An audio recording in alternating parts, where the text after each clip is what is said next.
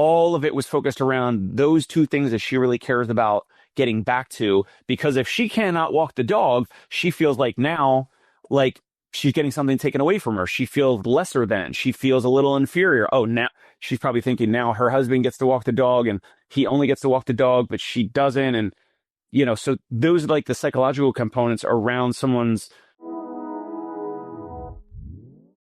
But before Tony gets here, Dave, you used the word several seconds ago, epiphany. You had an epiphany. That's not to be taken lightly. We need to hear all about the epiphany. Epiphany, yes. Thank you for identifying that and pulling that out. Yeah. So last week, I don't know if you guys know that are watching or listening, I'm basically out of treatment care. I have one client, but this client was looking for some help. And because of, I thought that I would be the best just temporarily for this patient. Maybe I can move them over to one of my therapists in the future. But in terms of how they were conducting themselves on the phone call and all that, there's just certain folks that I think I'm well equipped to handle in New York City, if that makes sense, Jimmy. You know what I mean? Like personality wise and like communication style and all that.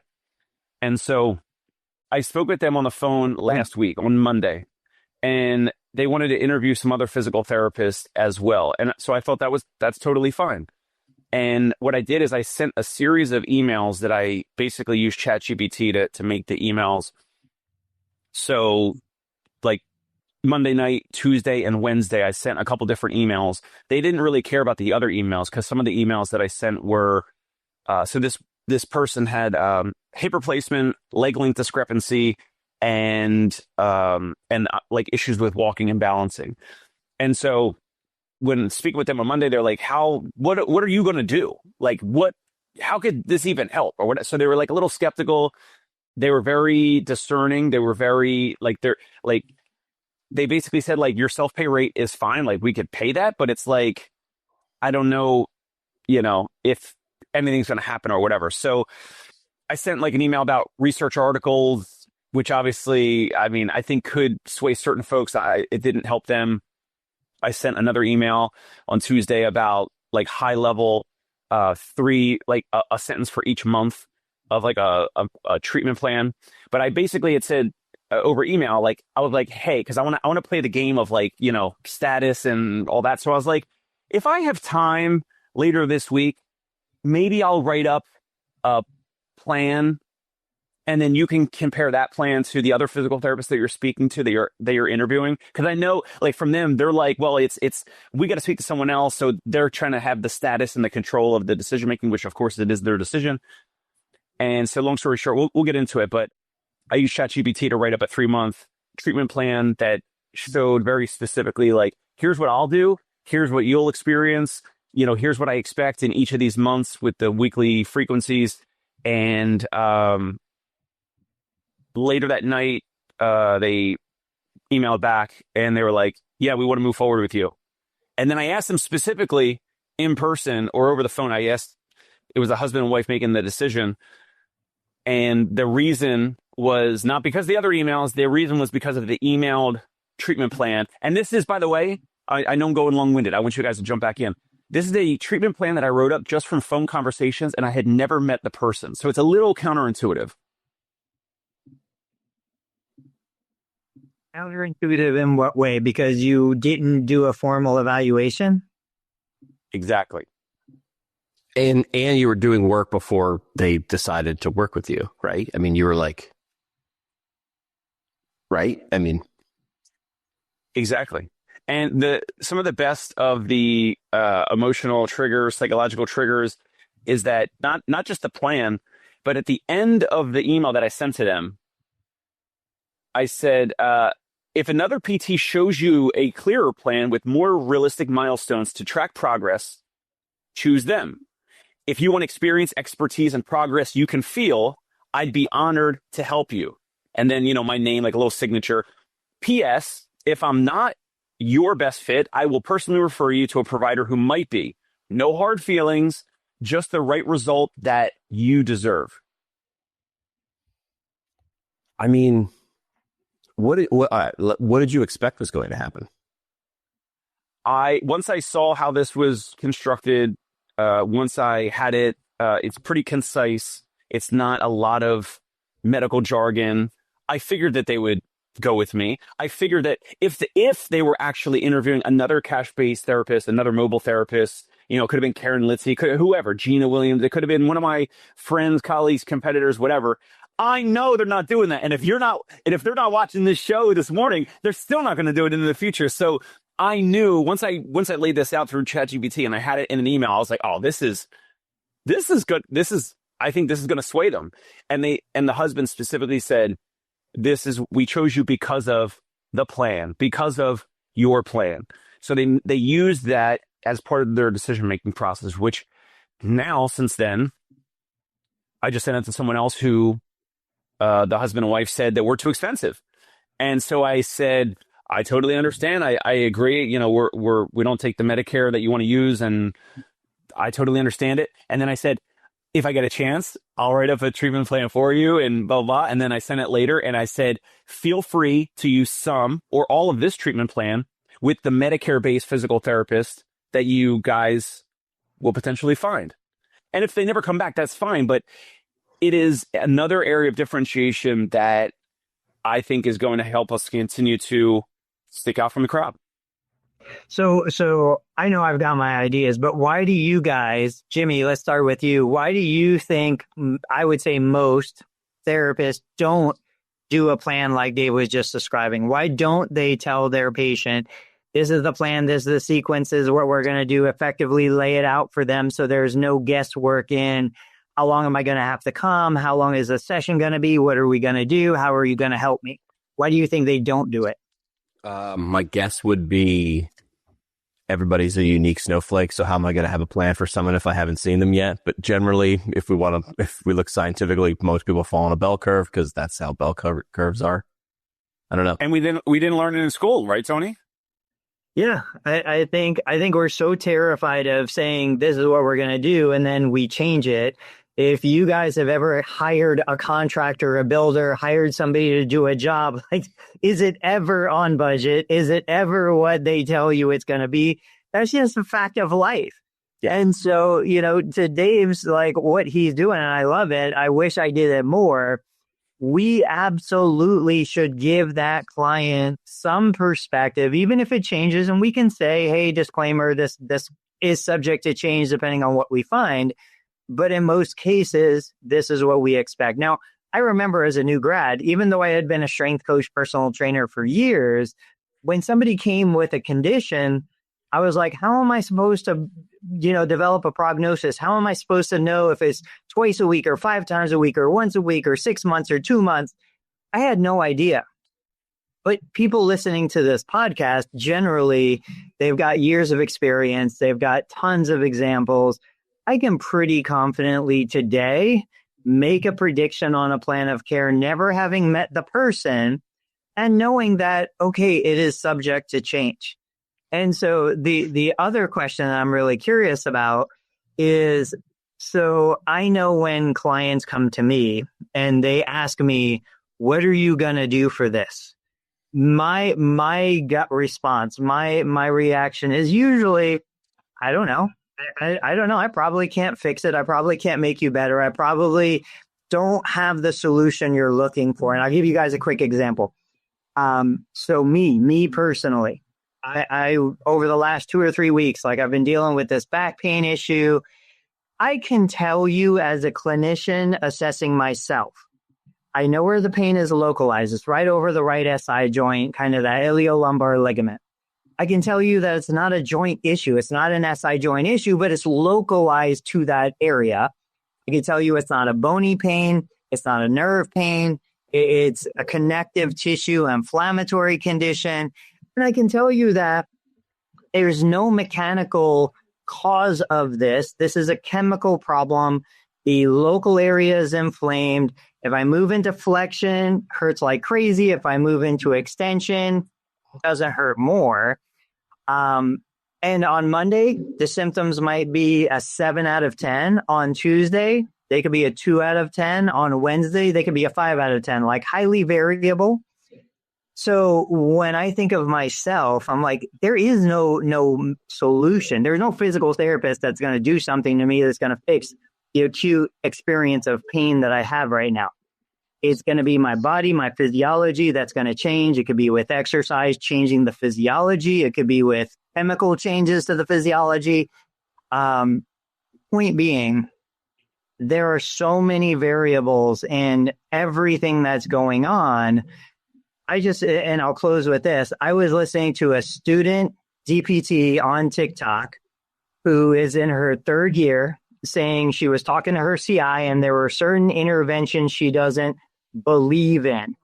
And I'm like, why are we still calling ourselves a science when we're also saying, well, I don't believe in that? There should be no belief. There should be no question. Like if we're a science, a hard science, it's yes or no, right or wrong. I feel like there's so much confusion on this front for us. I don't know. I lost track of where I was going with that, but for the client to say to Dave, how are you going to fix me? Which is kind of what they were saying. What is your plan? Are you looking to just give them an answer that you believe this is probably the best answer, knowing that you can change it, right? Of course. But I also, a day or two before I sent this detailed plan, I used ChatGPT and I said, hey, for a functional leg length discrepancy, so functional meaning not born with it, but a leg length discrepancy after a hip replacement where one leg is now longer. I asked ChatGPT, give me the top 20 articles from US-based medical journals with reviews, citations, references, all that. And within that, what I started to see, and also in physical therapy interventions. And so some of those 20 references, some of them were mentioning muscle energy techniques. And I was like, oh yeah, of course, like muscle energy techniques.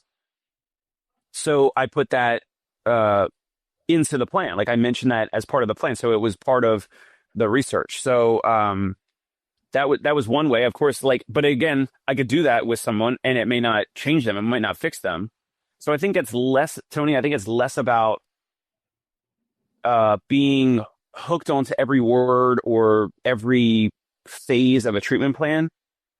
My point of presenting this and mentioning this to you guys is more of like, I'm coming with something, I'm bringing something to the table, and it allows the other party, the patient or the family or whoever's the decision maker, they potentially now, because they're the judge and jury, they are, the eyes of the beholder. So in their mind, I'm assuming that they will now have more certainty if they go with me because I brought a plan. If they actually did speak to another physical therapist, they are not emailing a plan. No one does this. So I think it's, of course, less about I could have done muscle energy techniques and maybe it irritates this patient or whatever. It makes them worse. Oh man, but they're already decided to move forward. They're seeing this big plan and it's less about each little thing that's in it. It's more of I think that I'm focused around, I listened enough on the phone call. I gathered enough data around this. And if there's certain things that are not correct or don't work or make someone worse, I think they probably have enough solace in the fact that I'll figure it out. I'll navigate with this plan. I'll navigate to something else, but they probably trust me more than someone else that they potentially interviewed, if they did, that was just telling them over the phone, oh, I might do this, I might do that. It depends how the person, how the patient responds or whatever. So I think that's probably the biggest difference, although I know you understand that. Yeah, your plan brought confidence. It brought some sense of clarity, security. Hey, this person has a direction. You can't follow someone if they don't know where they're going. And you gave them a glimpse into that. I love it. Yeah, what was the line from was it the Wizard of Oz? Was it the Wizard of Oz? Or what was the old show or movie? And it was where are you going? And was it I forget, I think it was Wizard of Oz. And she said I don't know. And then so it's well, whatever pathway will take you there. You don't need to know where you're going if you don't know where you're going. I butchered it, but I think you guys know. Yeah, I mean, if you don't know where you're going, there's no wrong direction, right? Because people want clarity. They want to understand it. If you can do it in 3 steps or less, explaining that.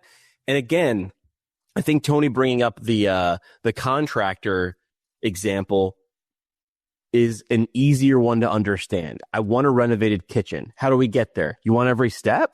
Because like every step is we got to buy a dumpster and then we got to start smashing things and we got to build a temporary wall and we got to do this and that. No, they don't want it. They want to understand. And I'm going to come evaluate your house. I'm going to give you our plan. And then if you go with us, you press go, you give us a deposit. And then 4 weeks later, you have this kitchen. That's why like I'd love to see the studies on contractors who use 3D renderings as the final product versus someone who shows photos of other people's kitchens, right? Like, I want this. Like, I went with a cabinet guy. He came in and did some sort of like pictures and dimensions of my kitchen, and then was showing me these cabinets in this kitchen. And I was like, oh, that's the end? Well, yeah. How do we get there? Sort of doesn't matter. Like, we'll figure that part. I found the quote. It's from Alice's Adventures in Wonderland from 1865. I can't believe it's from 1865. If you don't know where you're going, any road will take you there. That's the quote. Nice. One of my favorite quotes on that is from Seth Godin.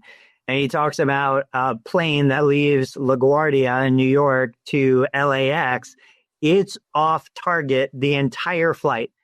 The only reason why it lands on that tiny runway is because it's constantly making adjustments. It knows where it needs to go. It's going in that direction, but the winds, the turbulence, the higher, lower altitude, it's always off target until it lands. And it's just constantly making those refinements. That's what we do in business. That's what we do in patient care. That's what we do in life. But if you, like you said, if you don't know the destination, you have no chance of getting there. So that's the thing, right? Is like, help me understand what is that's why like the most important thing is, what's the destination look like? Sort of not where you are now. Where are you? Kansas, New York? If you're going to LA, the answer's west. Like, and then some nuance at the end, but I need to understand, what does success look like to you? I mean, it sounds like oversimplification. The funny part is when you ask that, it doesn't matter what you're selling or what you're offering. When you're like, well, what does success look like to you? They're like, well, obviously. It's not. Like, they don't understand that other people's versions of success can be wildly off of theirs. Like, what looks like success to you is so obvious and ingrained in an emotion. That's why that's why when I say they're looking for clarity, some people are like, oh, okay, but they want no back pain. It's like, no, some people don't want that. Some people are like, no, a little bit of pain is fine because I'm an athlete or whatever. So it's wildly different. And if you're trying to give them a plan for the thing you think they want, meanwhile that you're not speaking their language, that's where this is, the disconnect. That's why they leave. Look what Dave did. They understand where they're going to be at week 4 and week 7 and week 9, right? Crap, there's going to be a week 9. Yeah, it took you 26 years to get into this. This isn't a quick fix. Listen, if you think it is a quick fix, I got 6 people I can refer you. Like, Dave gave off ramps several times in that little interaction. If this isn't a good fit for you, I got other people that it could be, but this is how I work. And if they're like, yes, that's going to be a great client who's likely to finish. What's interesting clinically is that this individual that had the hip replacement and now a functional leg length discrepancy of about a half an inch, she took the wedges that she bought over the counter at the local pharmacy, and it was 3 heel wedges on top of each other stuffed in the shoe, which is obviously like, I mean, it might be the temporary adjustment, not the most clinically appropriate, right? They don't care. Like, they mention that, but they don't care about that. I mentioned like, oh, well, maybe, I know a podiatrist. I can get you in there, try to get some kudos with him, refer patients back to him. They, didn't care. She didn't care about that totally. She didn't really care about the aches and pains of her hip. But what I found is that so prioritization, the number one thing that she cares about is getting back to walking her 50-pound poodle dog without being pulled over and jerked in different directions, because many poodles, not all poodles, but many poodles are very active. They're very reactive, right? So they'll jump and they'll go after other dogs and they'll see something and they'll sprint after it. So the number one thing for her is that she cared about getting back to walking the dog. Right now, she cannot walk the dog because her and her husband believe that the dog will just knock her over, that it'll just pull her over. So that's number one. That's the number one thing that she cares about getting back to. So everything that we've spoken to her about is around that. And the second thing is getting back to golf. And she's like, I'm not a great golf player, but they snowbird in Florida. And I was just reaching out to Chris Ellis, who's down in Naples, Florida, trying to refer this patient to him in the winter when they go to snowbird. And so that was another reason why the plan was only 3 months, because between now and the next 2 or 3 months, they're only going to be in New York City now, and then they're going to be going down to Florida. And so the reason why I'm mentioning, like, she cared about walking the dog and golf, because I think most physical therapists will be like, getting your hip pain from 5 out of 10 to 2 out of 10 and getting your range of motion from this to that or whatever. And she doesn't really care about all that stuff. She wants the result. She wants the outcome of the things that she really cares about. And so anytime we were talking about Therex and a plan or whatever, all of it was focused around those two things that she really cares about getting back to. Because if she cannot walk the dog, she feels like now, like, she's getting something taken away from her. She feels lesser than. She feels a little inferior. Oh, now she's probably thinking now her husband gets to walk the dog and he only gets to walk the dog, but she doesn't. And, so those are like the psychological components around someone's motivations and also like commitment to this type of a plan, as opposed to a therapist who's like, I will increase your range of motion. I will do this clinical thing. I will, we're going to work on this and pain and all that. And she didn't really care about those things. Yeah, this becomes a features versus benefits topic. And, even going 3 layers deeper, walking the dog, obviously not a Medicare covered benefit, playing golf, not a Medicare covered benefit. But like for my wife and I, so we have a 60 pound doodle. We take him for a 3-mile walk pretty much every day. It's not about walking the dog, although that's important to us. It's about, that's our time. We're away from the kids. We're out of the clinic. We're away from everything. Like, that's our time to connect. That's our time to talk about things and figure out what's going on and what are we doing. And so in her situation as well, that can be taking away something that's very valuable to the relationship between her and her husband, to herself personally. These are the second and third layer deep conversations that need to happen. Now, my question to you, and I think we've talked about this before, I know when there's a new patient in my clinic, whether it's a patient I've treated before or a brand new patient that's never met me, I always want to ask, like, what are you expecting today? Coming into the door today, what are you expecting us to do, have done? What does a successful visit look like for you? I just had a returning patient. I've seen her for over a decade. She came in. She's an individual, pretty much does her whole program by herself, doesn't even want to be told what to do, just wants to come in here and do it. But so she has a very strong personality, lots of independence. But yesterday I was like, all right, so what's the plan? Like, what are you coming in here looking for me to do or for you to get out of this experience? Do you guys, are you asking those questions? Like, what do you think about those questions? Do you let the patient lead the way, or are you the therapist who it's my way or the highway and this is what we're going to do? I feel like I need to coach my therapist to make sure that they're asking that more often. I think I'm hinting at it, or we're talking about it on the front end, maybe if I'm doing the phone calls and it's before the evaluation, in terms of getting on the same page around expectations. There's some patients that we've had historically here in New York City where they're like, you take the wheel, I'm hiring you. I don't want to think about the plan. I don't want to hear about the plan. Like, I trust you. I made the decision to work with you guys and you take the wheel. And then there's others, I think, that want a little bit more of a collaborative, like the therapist referencing back, like, here's the things that you said that you tried before and didn't work. So we're going to navigate around those. We're going to not do, I don't know, you said massage made you worse or it didn't help. So we're not going to do a ton of soft tissue work, or spinal manipulation made you worse. So we're not, or chiropractic made you worse. So we're not going to do mobilizations or, things like that. All that's important. The challenge for us is like all these healthcare consumers, all these patients and clients are like so different. And if you don't ask these things, you could get into some trouble. So it's really important. And it's a great reminder for me to make sure my therapists are saying this and actually putting it into place. I think different people want different things. So some people have a preconceived notion of how they want this to go. Otherwise, they wouldn't have called, right? They can see not only the end, but they assume the process. And some people are like, I called and that guy's going to figure it out. There was a great conversation by a shoe salesman who said, if you give someone 2 choices for shoes, they buy 1. If you give them 3 choices between 3 different pairs of shoes, they buy none. So what the guy would do is, do you want this or this? Well, I'm not sure. I want to see that one. Okay. Which one of these 2 should I take away? Well, I don't want you to take it away. It's sort of, it's the paradox of choice wrapped in loss aversion. I still feel like it could be mine. So I don't want you to take it away. But you told me you're only buying 1 pair of shoes. How many pairs of shoes? That might be why, like, how many pairs of shoes are we buying today? What do you need the shoes to do is a little simpler, but we should be asking questions like that, which is like, what is the purpose of you coming here? Poodles, that wasn't on the board, but okay, that is the reason. What I was going to say for poodles too is if you hit a certain age, and I haven't hit that age yet, but I'm around people who have, where like my dad is like, I can't go up those stairs anymore in your house. I have to go around the back and go up those stairs.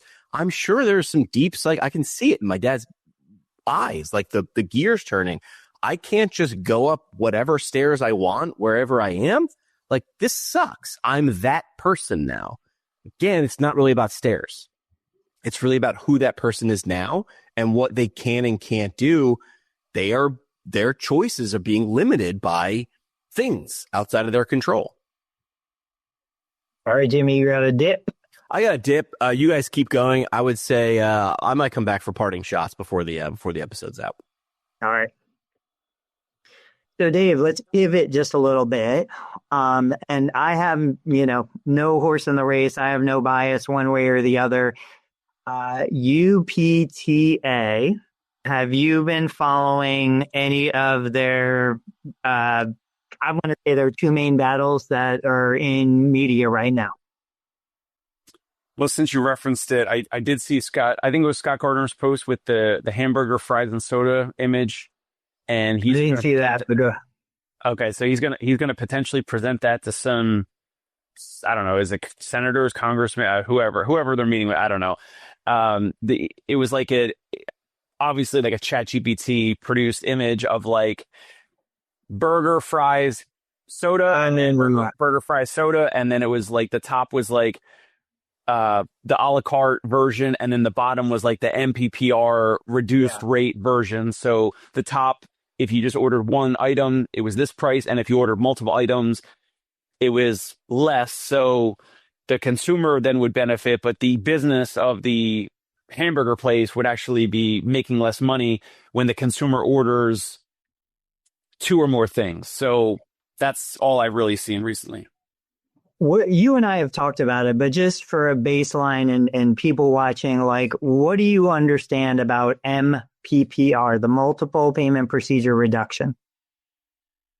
All I know about it is from you that, like, if you're billing Medicare Part B, I think it's the 2nd or 3rd treatment code. As soon as you bill a 2nd or a 3rd or more treatment codes per visit. Okay, let me stop you. Those codes are reduced. Yeah, let me put it out there. I'll lay it out for everybody. Basically, and it's not just Medicare, other third-party payers are adopting the model.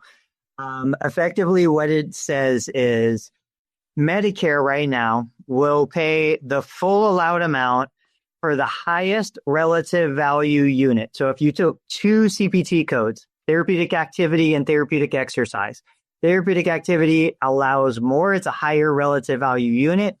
Medicare will pay the full allowed of the first and highest relative value unit and then reduce everything else. And the reason why is because the way the reimbursement model and structure is, a CPT code has multiple categories where they go to looking at overhead, geographic location, labor costs, all of this stuff. They have conversion factors and things to make up what they're going to pay. A California-based practice is going to get paid more because of higher cost of living than an Ohio-based practice. So what they're doing is they're saying there is a factor in the number that covers use of the facility we're not going to pay for use of 4 facilities just because you want to bill 4 CPT codes. The first highest relative value unit will cover the cost of the facility. The other 3, we're going to take that cost away. And so this comes from surgical procedures where if they're doing multiple surgical procedures in the same surgery, they're not going to pay for the OR multiple times. You already paid for the OR. And so when we're looking at this from a PT perspective, if I deliver 4 units, it doesn't matter if it's the same CPT code or different, I get the highest amount for the highest relative value unit, and then all other procedure codes after the first one reduced by MPPR. And for a typical 4-unit visit, it's about a 24% reduction on total revenue.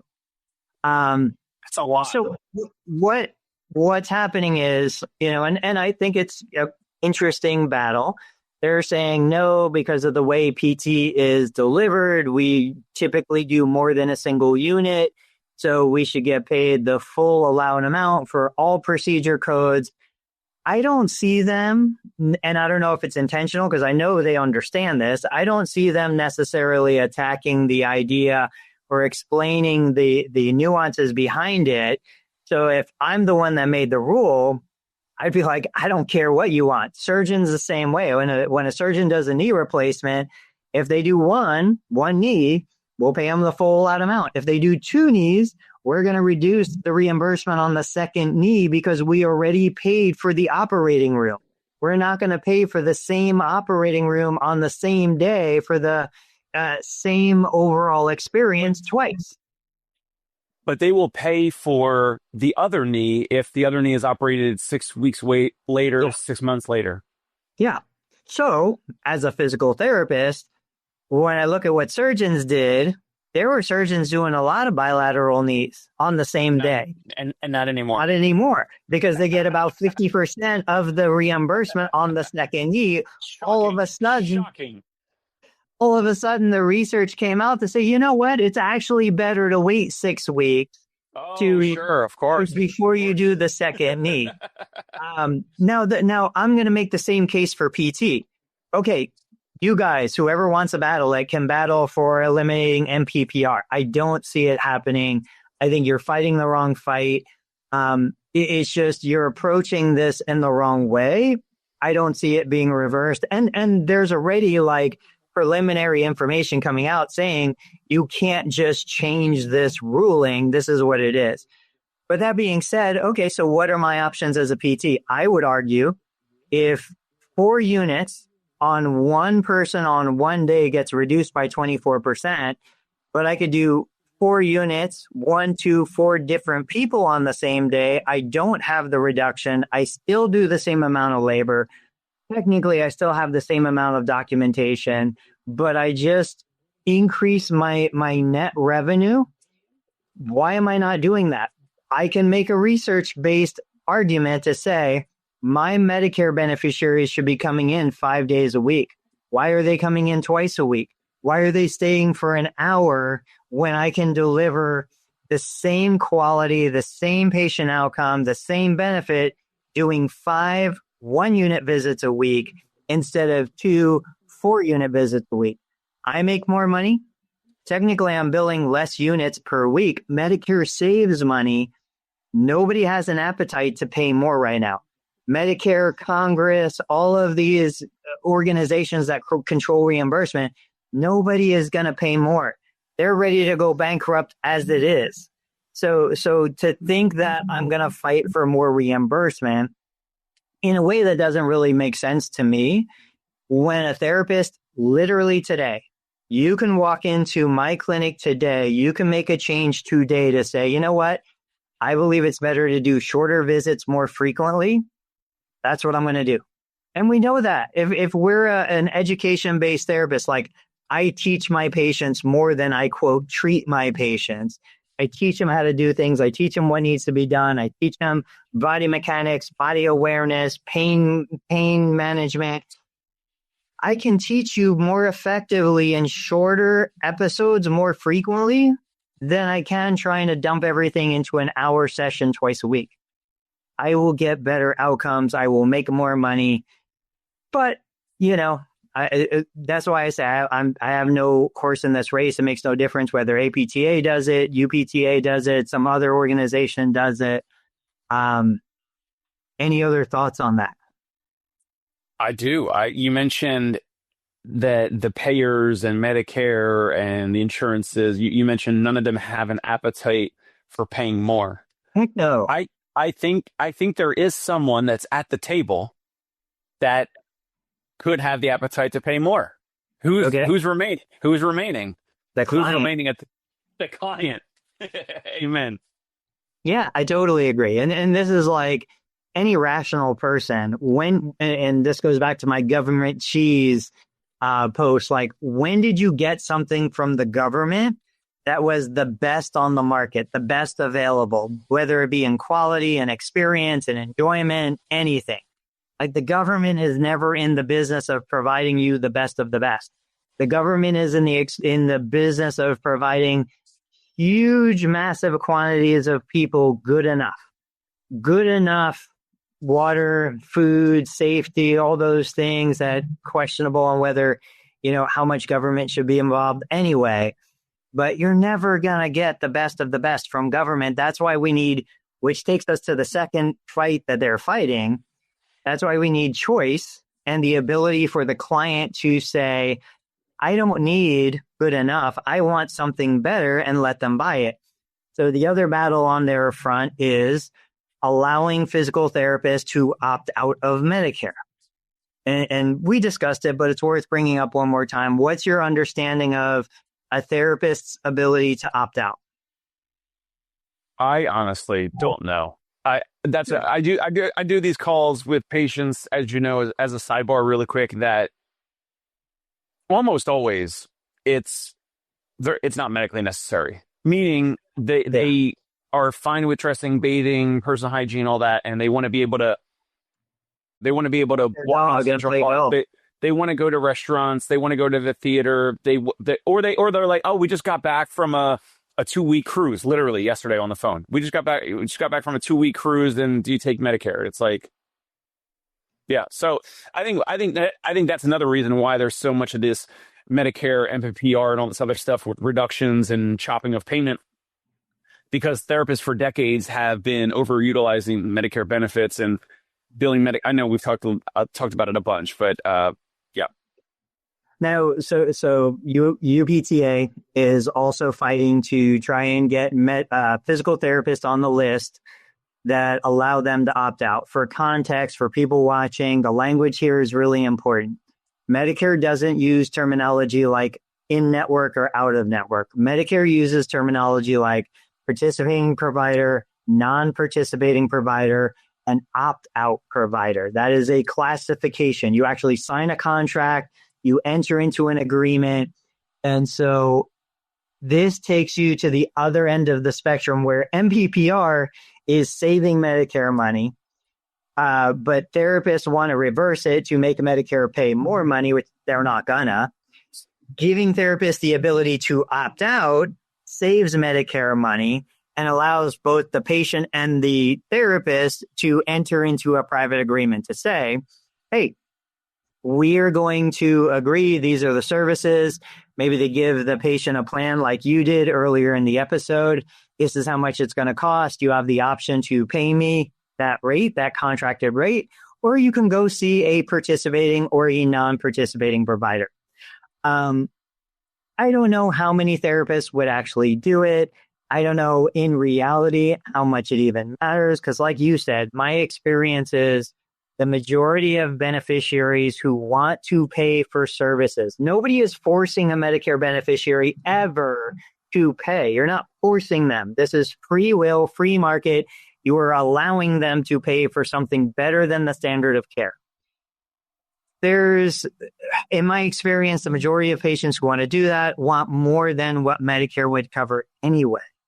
So it's first we need to understand what is exactly a Medicare covered service. And I think that's a fight that needs to happen within the profession, because every time I bring it up, I get people who disagree with me. And then, okay, if we get put on this list of other providers like medical doctors, DOs, nurse practitioners, and a couple others. Nice. Like, it gives us a little more leverage, a little more freedom. It allows us to enter into these private contracts, but it's not going to materially change the profession.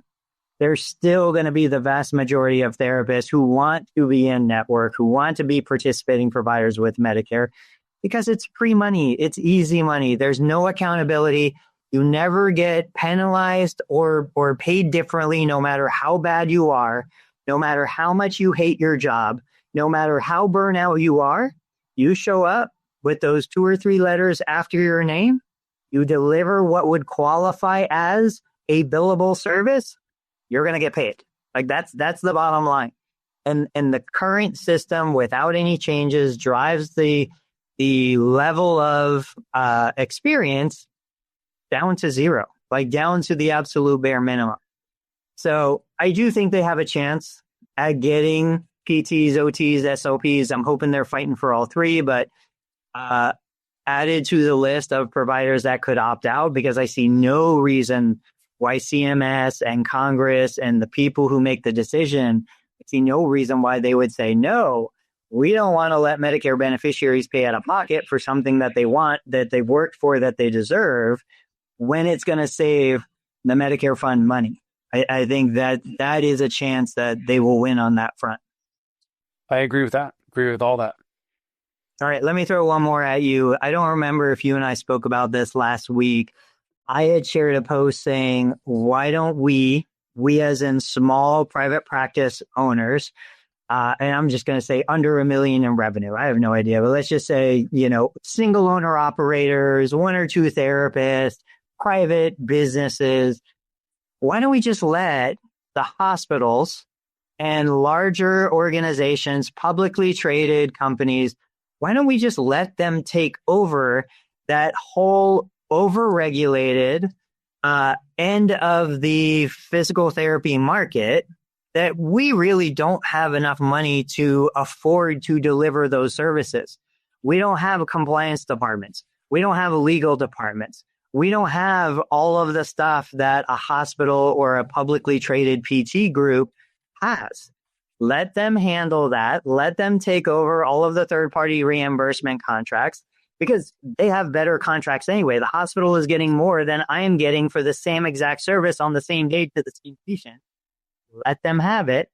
And why don't we focus on what we are truly best at, which is that highly customized, highly individualized, targeted care to very specific demographic of people who are willing to, eager to pay for it out of pocket. We eliminate everything that therapists hate, minimize documentation, minimize compliance. We don't have to do audits. We don't have to do all of the other regulatory stuff. And we can really just focus on what you do, the best possible patient care experience that we can deliver. Easier said than done. I think some of the owners out there might say, I don't know, what type of pushback would they say that, now there would be less patients available. There would be, I don't know, more of a challenge to get those folks, treated in the door that are the actual right fit, that are willing to pay out of pocket so that they can offer more. I think any owner that's been in business for, 10 or more years, I think it's probably extremely challenging for them to even think about changing their business model to, they could have full-timers that are already salaried, and then they'd be afraid that, okay, if the hospital took over these insurance contract type patients, then we have to be a little less volume based, and I have to train my therapists more. I have to make sure that they're a little more focused around the patient experience and delivering value. And are those bad things? No, they're not. No, they're not bad things. I'm saying that it will take more effort of the owner to train their employees to be even better. I won't say any names, but there are certain owners that I think hire sometimes any therapist with a pulse and a license, as opposed to the right fit and the best fit. I want to give an example of someone. I won't say what area, but like they're kind of like out of network, but then they also take Medicare, and like the owner doesn't treat Medicare patients anymore. but the owner has a therapist that needs help, needs support, needs reminders for a lot of things, let's just say, and that therapist treats the Medicare patients because that therapist probably doesn't get paid as much as the owner, I'm sure, and the owner is treating out-of-network insurances that are paying a lot better, and people line up to see this owner and pay out of pocket if they don't have out-of-network benefits in their insurance. But if they want to use their Medicare Part B benefits, this owner will not treat them, but the owner has a staff therapist that will then treat those patients. Does that make sense? So like there's so much around this, but if you already have a business model that's in place, and then you're 10 plus years in a business, and you're going to say, okay, we're going to take away the easy, these easy leads that don't even need any sales persuasion. They don't need to do any of the stuff that I do, where we sometimes have longer phone calls or send them a plan or do any of that effort. It would take more operational effort and organization for the owner to now say, okay, now we actually have to be even more considerate about people wanting to do business with us, because now if they have $100, if they have $200, $300 out of pocket per visit, now these folks, these consumers, are even going to be more discerning about where they're going to go spend that. Are they going to spend it with me or Tony or some other place? And now they have to shine even more. And that takes more effort, more training, more, follow through and consistency with your team. I think it takes more effort. So I was criticized for saying, just give up that battle. Like, we're fighting for something we don't even want. We don't even need. It's not to our benefit at all. And I agree with you in the sense that my practice, 25 years in, I'm not changing. I am still hanging on by a thread, because it's still just barely better to accept the minimum wage reimbursement and not work to improve, not work to change my model, not work to make things better, because my clients are satisfied with what they're getting. My payers are paying me just barely enough to eke out a tiny profit, and things are comfortable. So to your point, I'm not going to change. I'm not going to adapt. I'm not going to move to what I would consider, from an outside looking in, a better model, better patient care, better patient outcomes, better experience for the clinician. My argument is really for the future of the profession, for the next generation of independent, smaller private practices. Like those guys, and I've said it 1,000 times, can't come into the market, copy my model, and think that they're going to be successful. They need to cut that tie and move into a new space, move into new frontiers that are going to really be different than what I have done. And so when I look at the guys that are fighting for higher reimbursement and all of these other things, they're basically me. They're guys that have been around for years. They've got established practices. I can understand the theoretical desire to try and win these battles. And I think there are just people out there who like to fight, people out there who like to take on the challenge. I have zero interest in that. So you can criticize me. I don't care. It makes no difference to me. You can criticize me. You can make fun of me for saying I give up, to give up the battle, to give up the fight. That is a fight I'm not interested in fighting. And I've said it before. Okay, what does a big win look like? 5% increase in reimbursement, 10% increase in reimbursement. For most of us at our size, $1 million or less in revenue, it's not going to make a meaningful difference. It's just not. So when I'm looking at the future of the profession, I don't see the best of our clinicians going the third-party payer route, unless they're going to work for a hospital or a corporate clinic, right? If they're going into private practice, it's going to be self-pay. It's going to be completely independent. Hey, here's my little doodle. I can't get him up here. He's too big. But anyway, I just think it's one of those deals where I'm like, I appreciate the guys that are out there fighting. I hope they do the best, and I hope it helps the profession. But I think what I'm recommending, what I share on social media, these are changes any one of us, big or small, can make today, literally this morning, that will have an impact on the quality of what the patient receives, on the happiness of the therapist delivering the service, and on the profitability of the business, like literally by tomorrow, not by next year or the next 20 years. Yep. I agree with you. All right. We got a couple minutes. Any thoughts or anything that's been going on? In the coming days or weeks, could we interview you about some of the technologies, the treatment technologies that you might have been trying over the recent 6 or so months that maybe you're no longer using, or is that something that maybe you can't discuss? No, yeah, I'm happy to discuss it. And we'll talk about it more on the next episode. Just a preview, it's one of those things. This actually is just like the fight that I was talking about. I, because of my nature, because of my personality, now I married the complete opposite. I married somebody that will run through a brick wall just for the principle of doing it. I will always go around the brick wall, over the brick wall, under the brick wall, just because that's my nature. I'm not a fighter. I'm a lover. So when I look at bringing in a new technology, adopting something good or bad, it doesn't really even matter that much. It's like, if I naturally adopt it and bringing it into my daily activity, awesome. I'm going to keep it. I'm going to go with it.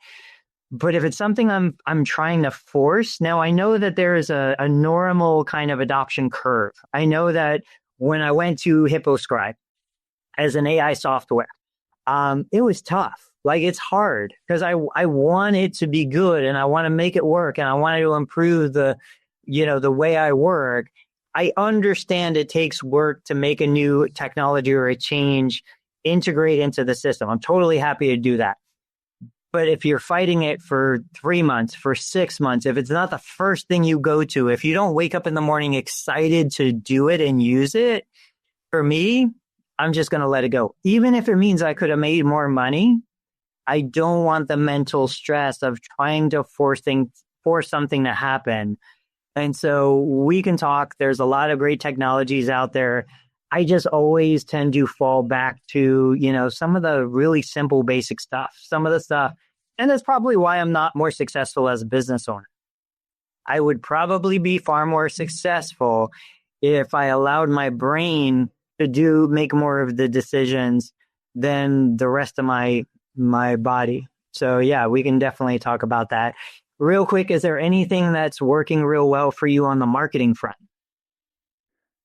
Still doing a little bit of Google Ads. I think I'm spending like $3,000 a month, nothing crazy. $3,000 a month is crazy to the rest of the world. I mean, it's nothing compared to what I was spending earlier this year. What else am I doing? I've signed up for ZocDoc.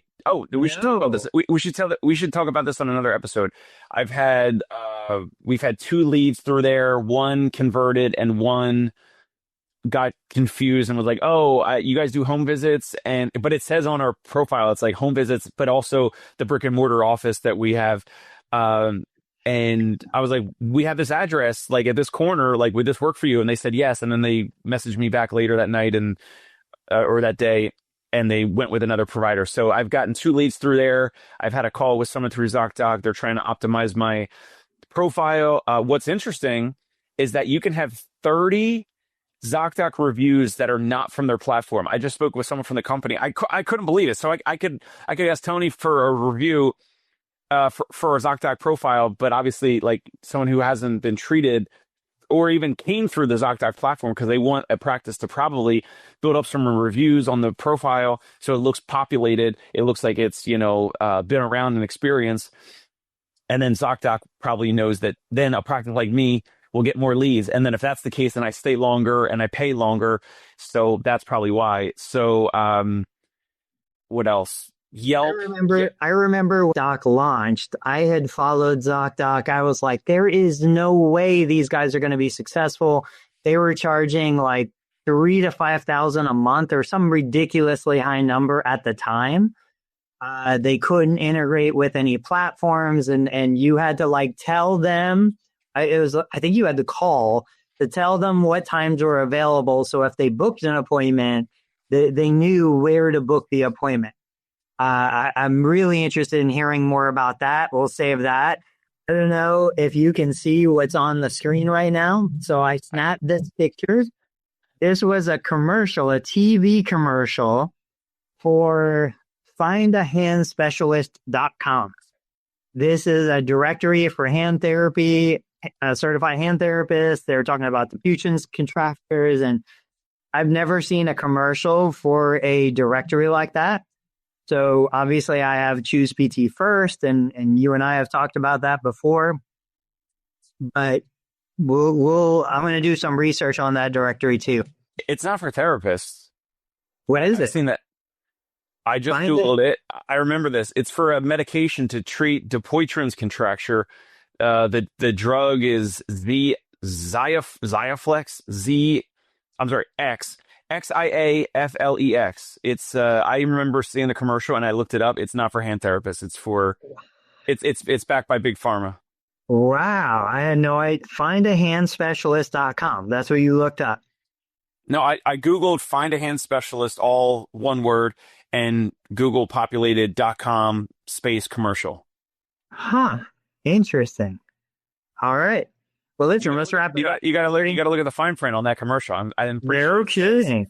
Yeah. Parting shots. What you got? Parting shots is I'm going to continue to send these plans out to patients after doing the intro phone calls with them. The ones that are on the fence, the ones that say that's too expensive, the ones that are like, we're looking to use Medicare only. It's probably doesn't even make sense to waste my time. But with ChatGPT, it is so fast. I mean, I could speak to Tony. I could speak to some other new patient for 5-10 minutes and get a little bit of demographic information about like their issues. What are they looking for? What makes them better or worse or whatever, what's going on? What are their goals, whatever. And if I can get some of that stuff, I think you can just, pain location, pain with whatever movements, what they've tried in the past, whatever. You could put that in the ChatGPT and it could spit out a 1 month, 2 month, 3 month plan that's like pretty darn good. Better and more efficient than me writing out on a blank Google Doc myself. So for the record, for people, ChatGPT itself isn't HIPAA compliant, but there are plenty of HIPAA compliant platforms out there. I don't know if New York. I'm not putting the patient's name in. It's just situation. What I'm going to say would be more private information. But basically what I've done before in experiments is, I don't know if New York's a 2-party consent state, but like if you have a live AI scribe listening to the conversation, the AI scribe would be generating the plan of care while it's listening to your conversation with the prospective client, so that before you even get off the phone, you could have the finalized recommended plan of care sent over by text, sent over by email, however you want to do it, using your own kind of AI co-pilot or whatever they call it, based on what you would typically do. Like, it can be personalized to you as the therapist. These are the AI interactions that we're capable of doing right now today that nobody is taking advantage of, nobody is using. So that's my parting shot. Guys, come back on Thursday, 8:30 a.m., Tuesday, Thursdays. Check out the Dave Kittle Show, PT Pinecast, and learn Medicare billing. Dave, always great talking to you, man. Thank you, Tony. Hey, it's Dave Kittle. Are you a healthcare business owner or physical therapy practice owner who is looking to figure out your succession plan or exit strategy? We might be able to help. And in fact, we may be interested in acquiring your practice. If you're interested, you can reach out to me. Shoot me an email at dave@conciergepainrelief.com. That's DAVE@CONCIERGE painrelief.com. Or you can call me at any time, 646-781-8884.